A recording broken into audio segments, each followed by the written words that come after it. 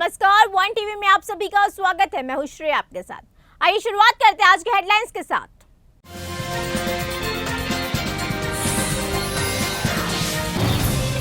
प्रधानमंत्री नरेंद्र मोदी आज उत्तराखंड के दौरे पर हैं। पीएम मोदी सुबह सुबह पिथौरागढ़ पहुंचे।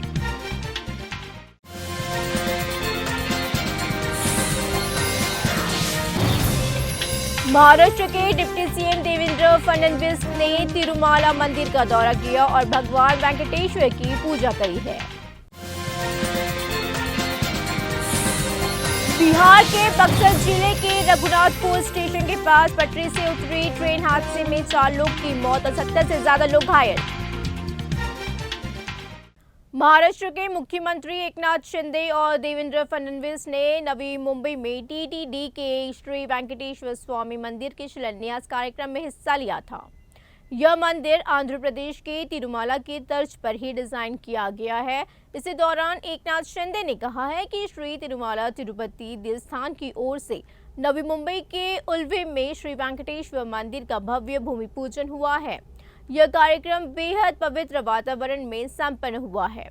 सीएम ने भूमि पूजन की हर किसी को बधाई दी है। उन्होंने ये कहा है कि यह कार्यक्रम आनंदित करने वाला था। नॉर्थ ईस्ट एक्सप्रेस के 6 डिब्बे बुधवार रात को बिहार के बक्सर जिले के रघुनाथपुर स्टेशन के पास पटरी से उतर गए। इसी हादसे में कम से कम 4 लोगों की मौत हो गई और 70 से ज्यादा लोग घायल हो गए हैं। AC 3 टायर से कम 2 डिब्बे पलट गए और जबकि ट्रेन के कई डिब्बे पटरी से उतर गए। यह हादसा रात 9:53 पर हुआ है। तेज कोच वाली 12506 नॉर्थ ईस्ट एक्सप्रेस बुधवार सुबह 7:40 पर दिल्ली के आनंद विहार टर्मिनल से रवाना हुई थी और इसे करीब 33 घंटे की यात्रा के बाद कामाख्या पहुंचना था। जाति आधारित जनगणना पर समाजवादी पार्टी प्रमुख अखिलेश यादव का ये कहना है कि जाति आधारित जनगणना सभी को एक साथ लाएगी और जो जातियां पीछे रह गई है, जिन्हें अभी तक सम्मान और अधिकार नहीं दिया गया और जो ये सोचते हैं कि उनकी आबादी ज़्यादा है लेकिन उन्हें इसके अनुरूप कुछ भी नहीं मिल रहा है। मुझे लगता है कि जाति आधारित जनगणना हमारे समाज को एकीकृत करेगी, सभी जातियों को अधिकार और सम्मान मिलेगा। छठे वार्षिक प्रौद्योगिकी सम्मेलन इन्फिनिटी 2023 में भाग लेते हुए केंद्रीय मंत्री राजीव चंद्रशेखर ये कहते हैं कि गलत सूचना भी समान रूप से खतरनाक घटना है। सामाजिक विभाजन और अशांति पैदा करने के लिए अन्य देशों और हमारे देश के दुश्मनों द्वारा इसका फायदा उठाया जा रहा है और इसीलिए हमने पहले ही अपने IT नियम बना दिए हैं कि ये ऐसे क्षेत्र है जहां प्लेटफॉर्मों को यह सुनिश्चित करने के लिए अत्यधिक सावधानी बरतनी चाहिए कि इंटरनेट पर जानकारी का उपयोग करने वाले हमारे नागरिक किसी भी तरह से उन लोगों द्वारा गुमराह और उकसाए नहीं जाते हैं जो जानबूझकर उनके खिलाफ गलत सूचना का प्रचार कर रहे हैं। प्रधानमंत्री नरेंद्र मोदी गुरुवार को उत्तराखंड के पिथौरागढ़ पहुंचे। यहाँ जोलिंगकोंग में उन्होंने पार्वती कुंड में पूजा अर्चना करी है और इसी के बाद पीएम मोदी ने आदि कैलाश में भी आशीर्वाद लिया। इसी दौरान पीएम मोदी डमरू और घंटा बजाते भी नजर आए। पीएम मोदी यहां से गुंजी गांव पहुंचे जहां उन्होंने सेना ITBP जवानों से मुलाकात कर उनका उत्साह बढ़ाया। पीएम मोदी ने BRO कर्मियों के साथ स्थानीय लोगों से भी बातचीत करी है।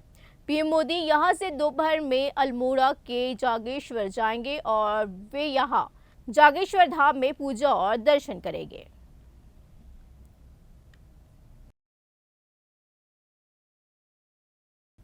कांग्रेस इस देश में लोकतंत्र को खत्म करना चाहती है। उसने आपातकाल लगाया और लोकतंत्र की जड़ों को कमजोर करने की कोशिश करी है।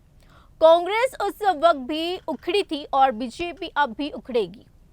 अखिलेश यादव को बताना चाहिए कि वह कांग्रेस की गोद में क्यों बैठे हैं। यही कांग्रेस पार्टी की परंपरा और सिद्धांत रहा है। हम चाहते हैं कि देश की, राज्य की, आपके जिले की संपत्ति आपके हाथ में हो। हम चाहते हैं कि आप सशक्त बने, आपको अपनी शक्ति मिले। जब आप विभिन्न पार्टियों के चुनावी भाषण सुनते हो तो एक बात सोचते, क्या वे आपकी सत्ता आपके हाथों में दे देगी? सबसे बड़ा व्यापम का जो घोटाला हुआ यहाँ, पता नहीं कितने लोग मर गए उसमें, किसी ने इंक्वायरी जांच तक भी नहीं कराई, और वही सरकार चली जा रही है। मां नर्मदा पे घोटाला, महाकाल में घोटाला, मंदिर में जो मूर्तियां लगाई हैं उस पर भी घोटाला। तो थक नहीं गए हो आप? थक गए हो ना? क्योंकि आखिर देखिए, जो नेता होते हैं, राजनीति में आते हैं, किस लिए आते हैं? ज्यादातर तो ये भावना रख के आते हैं कि कुछ सेवा करेंगे, आपको आगे बढ़ाएंगे, और आपको भी उनसे कुछ उम्मीद रहती है कि ठीक है, ये मेरे गांव का एक नेता है, हमें मेरे करेगा, है कि नहीं? लेकिन जब आपको दिखता है कि चाहे कुछ भी मंच पे आकर कुछ भी कह रहे हैं, आपको कुछ भी कहानियां सुना रहे हैं, लेकिन सच्चाई इनकी कुछ और है। जब आपको दिख रहा है कि सालों से, 10 सालों से आपकी सड़क नहीं बन पा रही है, जब आपको दिख रहा है कि यहाँ नर्मदा मैया में घोटाला हो रहा है, आपके बच्चे आगे बढ़ नहीं पा रहे हैं, यहाँ से पलायन करके चले जा रहे हैं बड़े बड़े शहरों में भटकते हुए नौकरी ढूंढने के लिए। रिलायंस इंडस्ट्रीज के चेयरमैन और उद्योगपति मुकेश अंबानी गुरुवार को उत्तराखंड के बद्रीनाथ धाम पहुंचे। इसी दौरान श्री बद्रीनाथ केदारनाथ मंदिर समिति बीकेटीसी के उपाध्यक्ष किशोर पवार ने मुकेश अंबानी का स्वागत किया। इसके मुकेश अंबानी ने परिवार के कुछ सदस्यों के साथ भगवान बद्रीनाथ के दर्शन करे और उन्होंने मंदिर में पूजा अर्चना करी है। भगवान का आशीर्वाद लेने के बाद मुकेश अंबानी ने मंदिर समिति को 5 करोड़ रुपए का दान दिया। उन्होंने चेक के माध्यम से यह धनराशि बीकेटीसी के अध्यक्ष अजेंद्र अजय को सौंपी है। इस अवसर पर बीकेटीसी के उपाध्यक्ष किशोर पवार भी उपस्थित थे। देश की राष्ट्रपति द्रौपदी मुर्मू गुरुवार को माता वैष्णो देवी के दरबार पहुंची। राष्ट्रपति दोपहर करीब 12 बजे पंची हेलीपैड पर उतरी। यहाँ उनका स्वागत श्राइन बोर्ड के सीईओ अंशुल गर्ग और पुलिस के आला अधिकारियों ने किया है। उसके साथ उपराज्यपाल मनोज सिन्हा भी मौजूद है और महामहिम ने मां वैष्णो देवी भवन पर बने स्काई वॉक व नवदुर्गा पथ को जनता को समर्पित किया और इसी के बाद माता के दर्शन के लिए रवाना हुई है। कावेरी जल विवाद पर कर्नाटक के उप मुख्यमंत्री डीके शिव कुमार ने ये कहा कि जब मैं बिजली मंत्री था, मैंने 12,000 मेगावाट से अधिक बिजली जमा करी थी। जब भाजपा का शासन था तब क्या उन्होंने कोई बिजली जोड़ने की योजना नहीं बनाई थी? आमतौर पर हर साल 12 से 15% की वृद्धि होती है। लगभग 200 तालुका सूखे और लोगों को मुश्किल हो रही है। बिजली पैदा करने के लिए बहुत सारे पानी की आवश्यकता होती है। कोयले का मुद्दा भी है। हमारे पास 8,000 से 9,000 क्यूसेक का प्रवाह है, लेकिन फिर भी हम किसानों के हितों की रक्षा करेंगे। हम इसके खिलाफ अपील करेंगे।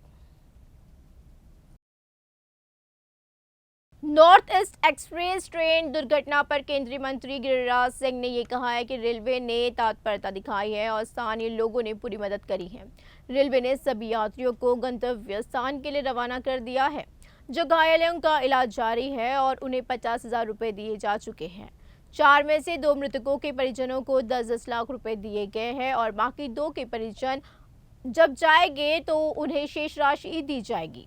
मुझे बिहार के मुख्यमंत्री पर दुख हुआ कि उन्होंने कहा है कि ये मेरा काम नहीं है, रेल का है। मैं उन्हें कहूंगा कि खैरात ना बांटे। खबरों का सिलसिला इसी तरह जारी रहेगा। जुड़े रहिए हमारे साथ, देखते रहिए 1 TV न्यूज़।